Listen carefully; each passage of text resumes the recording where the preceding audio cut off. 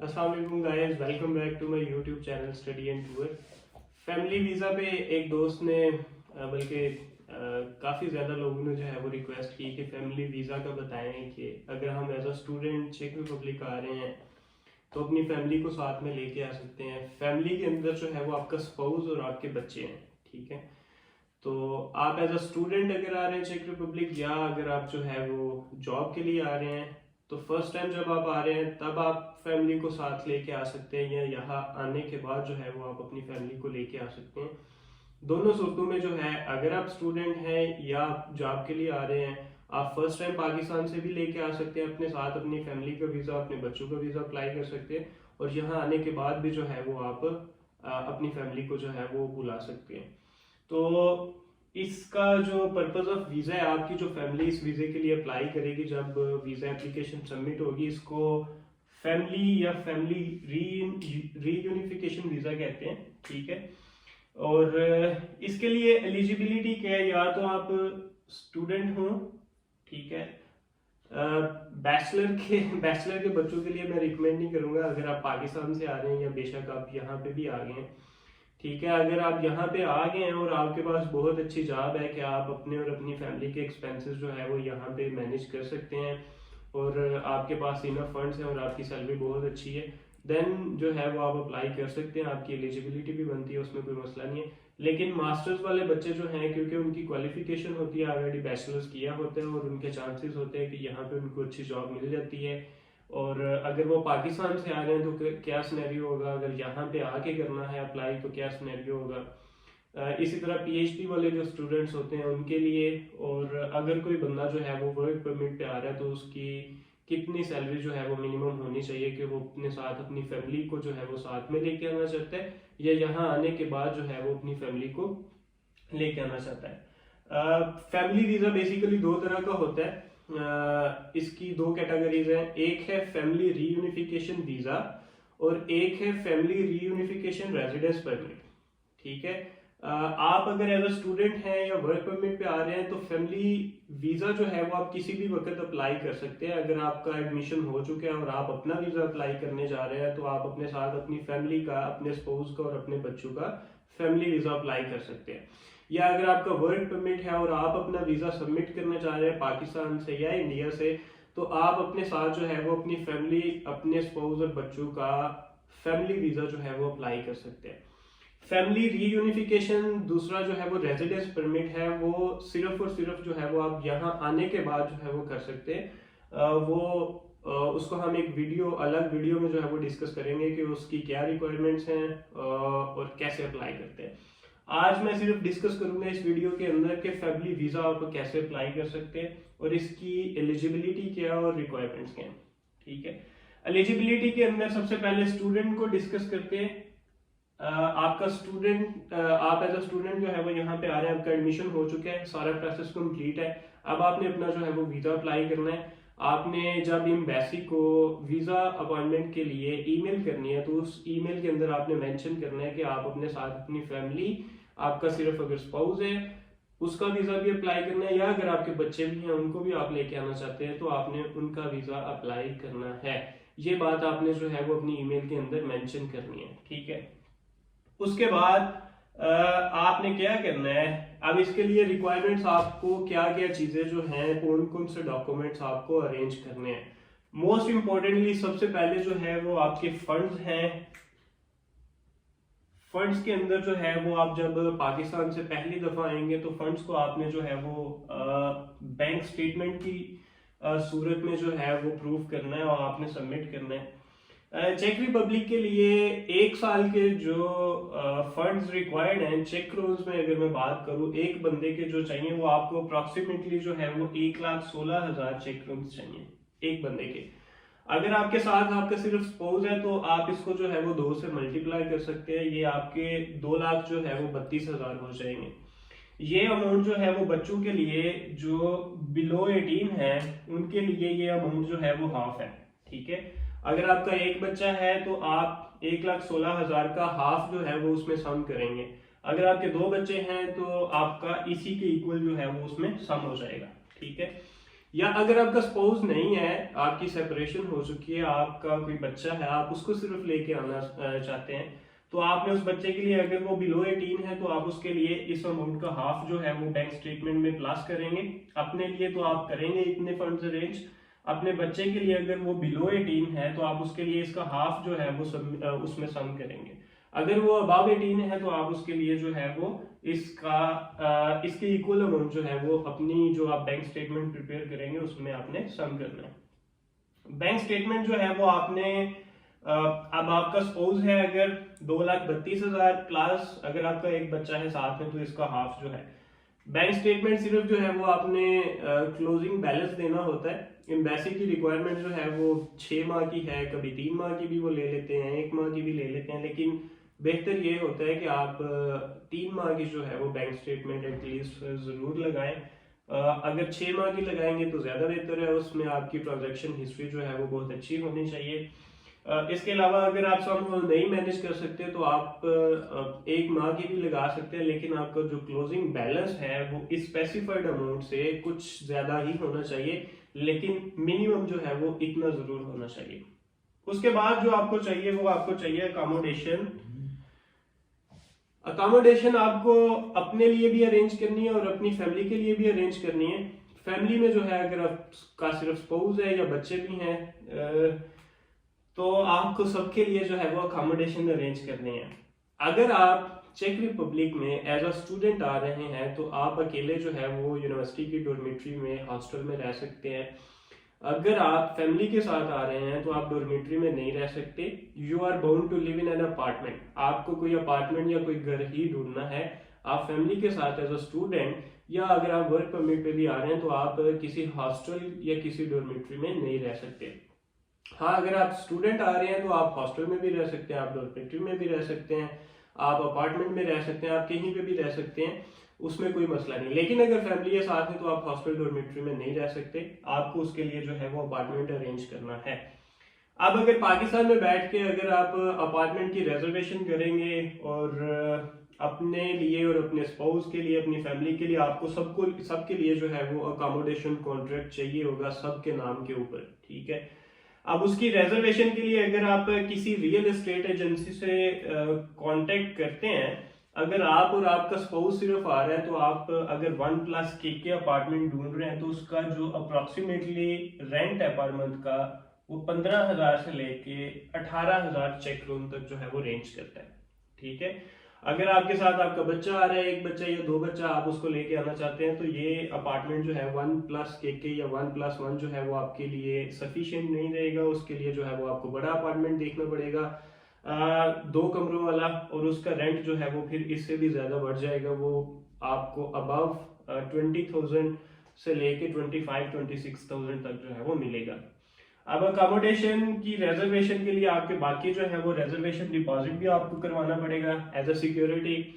Reservation deposit जो है वो नॉर्मली 1 या 2 माह का जो है वो रेंट, ये वाली अमाउंट जो है वो आपको सबमिट करनी होती है। सम टाइम जो है वो आपको 1 माह का रेंट जो है वो एज अ सिक्योरिटी डिपॉजिट करना पड़ता है, सम टाइम जो है वो आपको 2 माह का सिक्योरिटी डिपॉजिट करना पड़ता है। इसके अलावा क्योंकि आप ये सारा प्रोसेस जो है वो किसी रियल एस्टेट एजेंसी के थ्रू करवा रहे होंगे, तो रियल एस्टेट एजेंसी जो आपसे चार्ज करती है वो 1 मंथ का रेंट जो है वो आपसे कमीशन चार्ज करेगी, ठीक है। पाकिस्तान से बैठ के डायरेक्ट किसी लैंडलॉर्ड जो मालिक मकान होता है, बेसिकली जो लैंडलॉर्ड है, जो प्रॉपर्टी का ओनर है, डायरेक्ट उससे कांटेक्ट करके रिजर्वेशन करना इट्स नियरली इम्पॉसिबल। क्योंकि पाकिस्तान से बैठ के करना जो है वो नियरली इम्पॉसिबल है, यहाँ पे भी बहुत मुश्किल है, ठीक है। मैं इस प्रोसेस से गुजर चुका हूँ। अकोमोडेशन, घर ढूंढना, अपार्टमेंट ढूंढना प्राग के अंदर जो है वो बहुत मुश्किल है, ठीक है। इसलिए आपने ये प्रोसेस किसी एजेंसी के थ्रू ही करवाना है, और वो एजेंसी जो है वो आपसे कमीशन लेती है 1 माह का जो आपका अपार्टमेंट का रेंट होगा, ठीक है। उसके बाद जो है वो आपने मेडिकल इंश्योरेंस जो है वो अरेंज करनी है, अपनी भी करनी है, आपने अपनी फैमिली की भी करनी है। मेडिकल इंश्योरेंस सिर्फ और सिर्फ तब आप अरेंज करते हैं जब आपका वीजा अप्रूव हो जाता है, लेकिन अगर आपका वीजा अप्रूव नहीं होता तो मेडिकल इंश्योरेंस जो है वो जरूरी नहीं होती। वीजा ही नहीं लगा, आपका वीजा अप्रूव ही नहीं हुआ, तो मेडिकल इंश्योरेंस आपको अरेंज नहीं करनी। मिसाल के तौर पे अगर आपने अपने साथ अपनी फैमिली का, अपने स्पाउस का या बच्चों का जो है वो वीज़ा अप्लाई किया था, आपका वीज़ा तो स्टूडेंट वीज़ा अप्रूव हो गया लेकिन आपकी फैमिली का नहीं हुआ, तो आपको अपने लिए सिर्फ मेडिकल इंश्योरेंस जो है वो फिर अरेंज करनी होगी। उसके बाद जो है वो लिविंग एक्सपेंसेस, ऑफ कोर्स अगर आप अपनी फैमिली को साथ में लेके आ रहे हैं तो आपको अपने भी लिविंग एक्सपेंसेस जो है वो मैनेज करने हैं और अपनी फैमिली के लिविंग एक्सपेंसेस भी आपको मैनेज करने हैं। और ये जो है वो पर पर्सन जो है वो मैं अगर बोलूँ तो 8,000 से लेके 10,000 चेक क्रोन्स तक जो है वो वेरी करते हैं पर मंथ। ठीक है, ये डिपेंड करता है कि आपका लिविंग स्टाइल कैसा है, आप कहाँ पे स्पेंड कर रहे हैं, खाना पीना आपका कैसा है, रहना कैसा है, आप लग्जरी लाइफ जो है वो यहाँ पे रहना चाहते हैं या आप सिंपल जो है, तो ये एवरेज जो है वो 8,000 से 10,000 इतना जो है वो लग जाता है पर पर्सन। ठीक है, अगर आप के साथ आपका स्पाउस है तो मिनिमम आपने 15,000 चेक क्रोन्स जो है वो अपने जेब में रखने हैं। अब आप ये देखें कि अगर आप चेक रिपब्लिक में एज अ स्टूडेंट आ रहे हैं तो चेक रिपब्लिक पूरे यूरोप का इस वक्त सबसे सस्ता कंट्री है स्टडी वीजा के प्रोसेस को लेके। अब अगर आप इतने सारे प्रोसेस के अंदर जो है लोगों का सवाल होता है कि फैमिली को लेके आ सकते हैं, फैमिली को लेके आ सकते हैं, लेकिन उनको ये नहीं पता होता कि इसके पीछे जो है वो सिस्टम काम कैसे करेगा, रिक्वायरमेंट्स क्या क्या हैं और आपको कितने फंड्स अरेंज करने पड़ेंगे। ठीक है, अब आप देखिए, आप एज अ स्टूडेंट आ रहे हैं, आपने अपनी ट्यूशन फीस भी जो है वो पे करनी है, और अगर आप एज अ मास्टर्स स्टूडेंट आ रहे हैं तो आपने जो है वो 1,16,000 तो अपने लिए अरेंज करना है, फिर आपने 1,16,000 अपने स्पाउस के लिए अरेंज करना है। ये दोनों को कुल मिला के अगर मैं पाकिस्तानी रुपीज में बात करूँ तो ये तकरीबन 29 लाख या 3 मिलियन के राउंड अबाउट जो है वो सिर्फ ये वाला जो आपने बैंक स्टेटमेंट शो करनी है ये बन जाती है 3 मिलियन। ठीक है, उसके अलावा ये अकोमोडेशन के ऊपर जो है, अगर मैं इस सारे जो एक्सपेंसेस हैं जो आपको अकोमोडेशन कॉन्ट्रैक्ट लेने के लिए आपको मैनेज करने पड़ेंगे, वो तकरीबन जो है वो अगर मैं चेक क्रोन्स में बात करूं तो 60 to 70,000 चेक क्रोन्स जो है वो आपको पे करने हैं। सम टाइम जो है जब आप अकोमोडेशन कॉन्ट्रैक्ट ले लेते हैं किसी लैंडलॉर्ड से या किसी कंपनी से ले लेते हैं, किसी अकोमोडेशन कंपनी से ले लेते हैं, तो जब तक आपका वीजा अप्रूव नहीं होता और जब से आपने कॉन्ट्रैक्ट साइन किया है आपने हर मंथ जो है वो रेंट पे करना होता है। लेकिन सम केसेस के अंदर जो है वो डिपेंड करता है कि कंपनी की क्या टर्म्स एंड कंडीशंस हैं, आपके साथ वो जो कॉन्ट्रैक्ट साइन करने जा रहे हैं उसकी क्या टर्म्स एंड कंडीशंस हैं, तो उसके अंदर लिखा होता है, हर चीज जो है वो लिखी होती है। सम टाइम आपको पे नहीं भी करना होता, वो आपको जो है वो सिक्योरिटी डिपॉजिट के अगेंस्ट जो है वो अकोमोडेशन रेजर्वेशन का कॉन्ट्रैक्ट इशू कर देते हैं, एड्रेस डॉक्यूमेंट इशू कर देते हैं जो कि आपको ओरिजिनल में चाहिए होता है वीजा प्रोसेस करने के लिए। उसके अलावा जो है वो मेडिकल इंश्योरेंस, जब आपका वीजा अप्रूव हो जाएगा तो मेडिकल इंश्योरेंस जो है वो एक बंदे की यहाँ पे तकरीबन 15,000 चेक क्रोन से लेके 22,000 चेक क्रोन तक है। अगर आप अपने साथ अपने स्पाउस को भी लेके आ रहे हैं, उसका भी वीजा अप्रूव हो गया, तो 15,000 से 20,000, दो लोगों की भी जो है वो आपको 30,000 चेक क्रोन जो है वो अरेंज करने पड़ेंगे। उसके अलावा यहाँ पे आने के बाद, अब अगर यहाँ आने के बाद जो है वो जब तक आपको जॉब नहीं मिलेगी तो आपने अपना भी खर्चा जो है वो लिविंग एक्सपेंसेस मैनेज करने हैं, अपनी फैमिली अपने स्पाउस के भी जो है वो मैनेज करने हैं। तो ये जो सारा मेस है, ये इतना बर्डन है जो एक्सपेंसेस का, ये आप जस्ट इमेजिन कि अगर आप यहाँ पे एज अ स्टूडेंट आ रहे हैं तो आप ये मैनेज कर सकेंगे। अगर आप चेक रिपब्लिक ही आ रहे हैं और आपके पास इतने ज्यादा पैसे हैं तो मैं आपको सजेस्ट करूंगा कि आप चेक रिपब्लिक आने की बजाय पाकिस्तान में ही रहें। ठीक है, आप यहाँ क्यों आना चाहते हैं? ठीक है, यहाँ पे तो वो आना चाहते हैं जिनका ऑलरेडी जो है वो पाकिस्तान में गुजारा नहीं हो रहा और यहाँ पे आने के बाद जो है इस अपॉर्चुनिटी को यूज करके यहाँ पे ग्रो करना चाहते हैं, यहाँ पे अच्छी जॉब जो है वो ढूंढना चाहते हैं और यहाँ पे आके पैसे कमाना चाहते हैं। जिस बंदे के पास ऑलरेडी इतने पैसे हैं वो स्टडी वीजा के लिए क्यों आएगा? सो आप इसके बारे में जो है वो सोच सकते हैं। उसके बाद अगर मैं थोड़ा सा टच करूं इसको वर्क परमिट को, अगर आप स्टूडेंट नहीं आ रहे, वर्क परमिट पे आ रहे हैं, वर्क परमिट जो है अगर आप पाकिस्तानी सिटीजन हैं और पाकिस्तान से डायरेक्ट आपको किसी एजेंट ने वर्क परमिट दे दिया चेक रिपब्लिक का अनस्किल्ड कैटेगरी का, तो आप पाकिस्तान से उसका वीजा अप्लाई नहीं कर सकते। मुझे इसके ऊपर बहुत ज्यादा जो है वो क्वेश्चंस मिलते हैं, कमेंट्स जो है वो लोग करते हैं कि हमारे पास वर्क परमिट है, 2 माह से 3 माह से 6 माह से जो है वो एम्बेसी को ईमेल कर रहे हैं लेकिन अपॉइंटमेंट नहीं मिल रही, आपको नहीं मिलेगी। पाकिस्तान से जो है वो कुछ फ्रॉड्स हैं, एजेंट्स जो है उनका बाहर गल्फ कंट्रीज में या और कंट्रीज के अंदर जो है वो रिक्रूटमेंट एजेंसीज के साथ कांटेक्ट होता है, वहां से जो है वो वर्क परमिट लेते हैं, पाकिस्तान में जो है वो पैसे लेके उसको सेल कर देते हैं।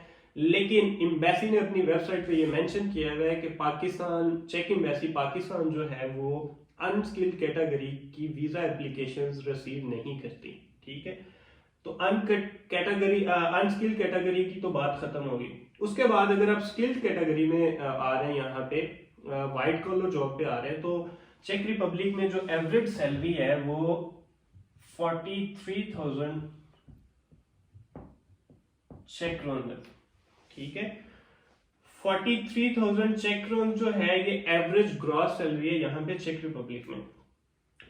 43,000 अगर हम इसको पाकिस्तानी रुपीस में कन्वर्ट करें तो ये तकरीबन जो है वो मेरे ख्याल से 3.25 लाख 3.5 लाख के करीब जो है वो पैसे बनते हैं। अब इस सैलरी की बेस पे अगर आप अपने स्पाउस का जो है वो वीजा अप्लाई करना चाहते हैं, ठीक है, तो आपको ये वाले जो एक्सपेंसेस हैं अकोमोडेशन के, ठीक है, ये वाला सारा प्रोसेस आपको करना पड़ेगा। उसके साथ बैंक स्टेटमेंट जो है ये भी आपको एक्स्ट्रा लगानी पड़ेगी। क्यों? क्योंकि यहाँ पे जो है आपको अकोमोडेशन मिनिमम जो है आपको 2 लोगों का मिला के जो आपकी नेट इनकम है वो तकरीबन 30,000 होनी चाहिए। ठीक है, यहाँ पे 2 लोगों के रहने के लिए जो एक्सपेंसेस डिफाइंड है वो अप्रोक्सीमेटली 30,000 नेट चेक क्रोन्स आपके पास होने चाहिए। मिसाल के तौर पे जो है वो आपने वीजा अप्लाई किया, आपका वीजा लग गया, लेकिन उसके बाद जो 43,000 ग्रास सैलरी है इसमें से जो आपको नेट आती है वो 33 आएगी। तो 33 जो है वो मिनिमम डिफाइंड है, इसलिए आपका इस सैलरी के ऊपर वीजा लगने के चांसेस बहुत कम होंगे। तो आपको इसके साथ जो है वो बैंक स्टेटमेंट अटैच करनी पड़ेगी। तो अगर आप बैंक स्टेटमेंट ही अटैच करेंगे तो आप फिर यहाँ पे जॉब करने क्यों आ रहे हैं? ठीक है, जब आपने जॉब करनी वर्क परमिट के ऊपर जो है वो फैमिली वीजा अप्लाई करना हो तो आपकी सैलरी जो है वो अच्छी होनी चाहिए। सैलरी आप ले सकते हैं कि अबव 50,000 अगर आपकी ग्रॉस सैलरी है तो आपको जो है वो फैमिली वीजा अप्लाई करना चाहिए। अदरवाइज जो है वो मैं रिकमेंड नहीं करूंगा कि आप फैमिली वीजा अप्लाई करें। इसका दूसरा सिनेरियो ये भी है कि आप यहाँ पे आ चुके हैं एज अ स्टूडेंट, चेक रिपब्लिक में आप पहले आ गए हैं, अब यहाँ आने के बाद जो है वो आप अपने स्पाउस को बुलाना चाहते हैं। ठीक है, तो अब ये वाला प्रोसेस जो है पाकिस्तान में बैठ के करना थोड़ा मुश्किल था, यहाँ पे आके जो है वो आप इन पर्सन सारा ये कर सकते हैं। ये अकोमोडेशन वाला बैंक स्टेटमेंट जो है, आप यहाँ आने के बाद अगर आपको जॉब मिल गई है और वो जॉब से आप अपने जो फंड्स हैं इनको कवर कर सकते हैं। डिपेंड करता है कि आपकी सैलरी कितनी है। ठीक है, अगर आपकी सैलरी जो है वो इन फंड्स को जो है वो कवर कर रही है तो आप अपनी 3 माह की सैलरी स्लिप्स जो है वो एज अ फंड प्रूफ अपनी फैमिली का जो अपने स्पाउस का वीजा है उसके साथ अटैच कर सकते हैं। और साथ में अगर आपके पास पाकिस्तान में कोई फंड्स पड़े हैं तो आप अपने जो स्पाउस है उसके बैंक में वो फंड्स भी जो है वो शो कर सकते हैं। दोनों को जो है वो कंबाइन आप एज अ फंड प्रूफ जो है वो अटैच कर सकते हैं। इसके अलावा अगर आप वर्क परमिट पे यहाँ पे आ गए और बाद में अपनी फैमिली को बुलाना चाहते हैं तो सिमिलरली जो है वो आप अपनी 3 माह की जो सैलरी स्लिप्स हैं, ठीक है, वो आप जो है वो एज अ फंड प्रूफ लगा सकते हैं। और उसी तरह से जो है वो अगर आपके पास पाकिस्तान में फंड्स हैं तो बेहतर है कि आप फंड्स भी जो है वो अपने स्पाउस के अकाउंट में शो करें और उसकी बैंक स्टेटमेंट अटैच करें। अगर आप पाकिस्तान से वर्क परमिट पे डायरेक्ट आ रहे हैं, ठीक है, तो यहाँ पे फिर आपको जो है वो सैलरी स्लिप्स बेसिकली नहीं, क्योंकि आपने तो जॉब स्टार्ट ही नहीं की ना, तो सैलरी स्लिप्स आपको कहाँ से मिलेंगी? आपने फिर जो है वो अपना बेसिकली जॉब कॉन्ट्रैक्ट जो है वो सबमिट करना होता है। इससे पहले जो मैंने बात की थी, अगर आप वर्क परमिट पे आ रहे हैं और पाकिस्तान से जो है वो स्पाउस को लेके आना चाह रहे हैं, तो आप फिर जो है वो अपना वर्क परमिट सबमिट करेंगे। आपके वर्क परमिट के ऊपर एक वेज असेसमेंट का एक डॉक्यूमेंट होता है जिसके ऊपर लिखा होता है कि इस बंदे की ग्रॉस सैलरी कितनी है और इसको नेट जो है वो कितनी मिलेगी, और इसके और कौन कौन से पर्क्स एंड प्रिविलेजेस हैं, कौन कौन सी फैसिलिटेशंस जो है वो कंपनी की तरफ से मिलेंगी। सारी डिटेल्स जो है वो आपके जॉब कॉन्ट्रैक्ट के अंदर, एम्प्लॉयमेंट कॉन्ट्रैक्ट के अंदर होती है। तो आप अगर पाकिस्तान से डायरेक्ट आ रहे हैं तो आपको अपना जॉब कॉन्ट्रैक्ट जो है वो साथ में अटैच करना होगा। तो ये सारा प्रोसेस है कि अगर आप एज अ स्टूडेंट या वर्क परमिट के ऊपर अपनी फैमिली को फैमिली रीयूनिफिकेशन वीजा पे लेके आना चाह रहे हैं, ठीक है। लास्टली और मोस्ट इंपोर्टेंटली मैं मेंशन करूंगा कि अगर आपका स्पाउस जो है वो फैमिली रीयूनिफिकेशन वीजा पे आ रहा है तो उसको यहाँ पे वर्क राइट नहीं मिलेगा। वो यहाँ पे आने के बाद जो है वो काम नहीं कर सकता, वो आपके साथ रह सकता है लेकिन उसको मार्केट में, लेबर मार्केट में काम करने की इजाजत नहीं होगी। दूसरे केस में जो मैंने आपको बताया था कि लॉन्ग टर्म रेजिडेंस परमिट, उसकी अलग से वीडियो बनाऊंगा। लॉन्ग टर्म रेजिडेंस परमिट के ऊपर जो है वो अगर आपका स्पाउस आता है तो जो है वो उसको वर्क राइट मिलता है, वो यहाँ पे उसको फ्री लेबर मार्केट एक्सेस मिलती है, वो यहाँ पे आके काम भी कर सकते हैं, ठीक है। और एक और बात मैं मेंशन करूंगा, यहाँ पे जो आपका स्पाउस है उसको कब तक का जो है वो वीजा मिलेगा। अगर आप एज अ स्टूडेंट हैं तो आपको ज्यादा से ज्यादा 1 साल का वीजा मिलता है, डिपेंड करता है आपका स्टडी कंफर्मेशन। और जब आपका वीजा अप्रूव हो जाता है तो आप वीजा अप्रूव होने के बाद जो है वो मेडिकल इंश्योरेंस अरेंज करते हैं। इसके डॉक्यूमेंट्स जो है वो आप एम्बेसी में लेके जाते हैं वीजा स्टैंप करवाने के लिए। तो आपके स्टडी कंफर्मेशन पे और मेडिकल इंश्योरेंस पे डिपेंड करता है कि आपको वीजा कितने टाइम का मिलता है। जितना वीजा आपको मिलेगा आपके डिपेंडेंट को, आपके स्पाउस को भी जो है वो उतने ही टाइम का वीजा मिलेगा, ठीक है। वर्क परमिट की सूरत में जो है वो आपको मिनिमम जो है वो 2 साल का एम्प्लॉय कार्ड मिलता है बेसिकली, और आपके स्पाउस को भी जो है वो फिर 2 साल का मिलेगा, ठीक है। तो ये एक कॉम्प्रिहेंसिव वीडियो है। आई थिंक सो कि आपको जो है वो कंप्लीट एक अंडरस्टैंडिंग होगी कि फैमिली वीजा जो है वो कैसे अप्लाई कर सकते हैं, उसकी एलिजिबिलिटी क्या है, उसकी रिक्वायरमेंट्स क्या क्या है, कितने पैसे आपको अरेंज करने पड़ेंगे फैमिली वीजा अप्लाई करने के लिए, और ये कितना कॉम्प्लेक्स हो जाएगा अगर आप जो है अपने साथ लेके आना चाह रहे हैं, और अगर आप यहाँ पे हैं और आपके पास जॉब नहीं है एज अ स्टूडेंट, ठीक है। वर्क परमिट जो है वो, वर्क परमिट पे कंपैरेटिवली जो है वो इजी है। उम्मीद है आपको वीडियो अच्छी लगी होगी। इसको लेके अगर आपके कोई क्वेश्चन है तो मुझे कमेंट में जरूर बताएं, और नेक्स्ट वीडियो में इंशाल्लाह मैं कोशिश करूंगा कि मैं आपको जो दूसरी इसकी कैटेगरी है लॉन्ग टर्म रेजिडेंस परमिट की, वो भी आपसे जो है वो इंशाल्लाह डिस्कस करूंगा। अगर आप मुझे फेसबुक पे देखें तो मेरा यूट्यूब चैनल है स्टडी एंड टूर। चेक रिपब्लिक में अगर आप स्टडी के लिए इंटरेस्टेड है तो वहां पे आपको जो है वो मोर देन 100 वीडियोस जो है वो मैंने बनाई हुई है। हर पर्सपेक्टिव को जो है वो मैंने क्लियर किया है।